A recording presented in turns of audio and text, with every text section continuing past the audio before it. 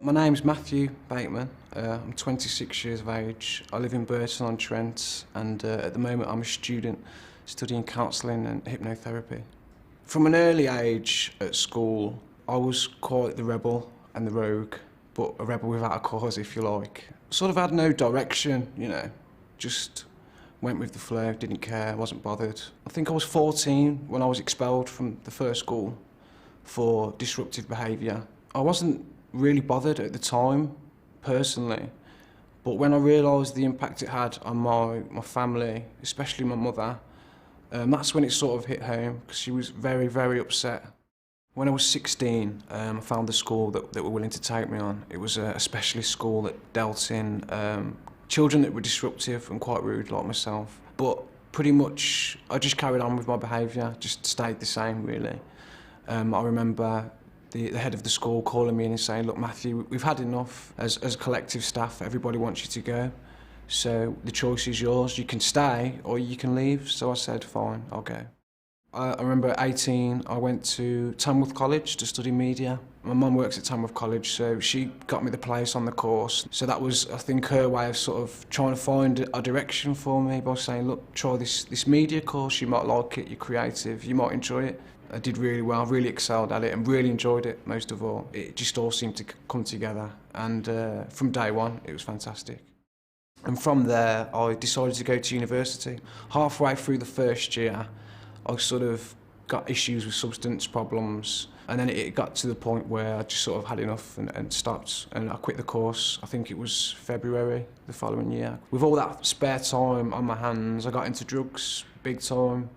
I was in the thick of it, if you like, the drugs world and the crime world, going out regularly to shoplift. Eventually it led to prison. That was the moment when the penny dropped, if you like, and I sort of took a look at my surroundings, took a look at myself and thought, if this is not how I want to spend the rest of my life, in and out of prison, I deserve more, I can be more, I want to be more.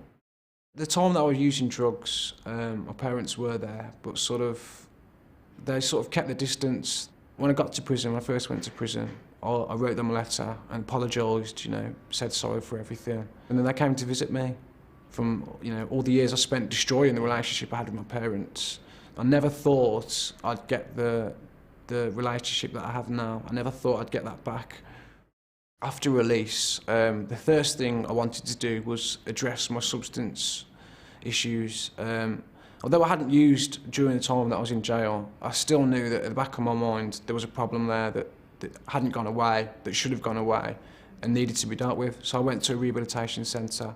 Somebody suggested that I get involved with the Prince's Trust and go and speak to them and see if they can help my situation. Well, I signed up for a 12-week programme which involved lots of things. I got quite a few qualifications out of it. It's helped me find myself, it's given me a direction, it's given me the qualifications that I didn't have before to go back to college, to do the studying that I want to do. I'm doing a counselling course which is intermediate level. Once I complete that in June, I'll be able to start the diploma in September, which is a 2-year course.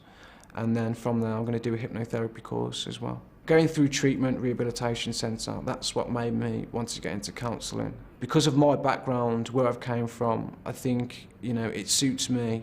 It puts me in a good position to be able to counsel somebody who's got similar problems that they're going through. So if I can do that and help them turn their lives around, then that'll be massive satisfaction for me.